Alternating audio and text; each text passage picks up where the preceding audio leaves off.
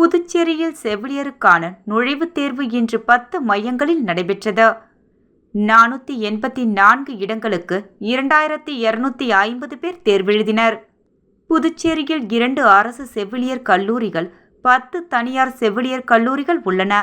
இதில் அரசு ஒதுக்கீட்டு இடங்களான மொத்தம் 484 இடங்கள் உள்ளன.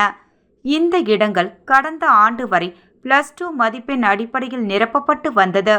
இந்நிலையில் இந்த கல்வி ஆண்டிலிருந்து பொது நுழைவுத் தேர்வு மூலம் பிஎஸ்சி நர்சிங் படிப்புக்கான இடங்களை நிரப்ப வேண்டுமென இந்திய நர்சிங் கவுன்சில் அறிவுறுத்தியுள்ளது.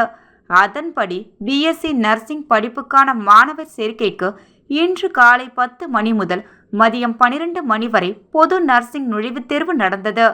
புதுச்சேரியில் 6 மையங்கள், காரைக்காலில் 2 மையங்கள், மாஹே ஏனம் என ஒரு மையம் என 10 மையங்களில் இத்தேர்வு நடைபெறுகிறது. இந்த நுழைவுத் தேர்வில் பெறும் மதிப்பெண் அடிப்படையில் பிஎஸ்சி நர்சிங் படிப்புக்கான மாணவர் சேர்க்கை நடைபெற்றது.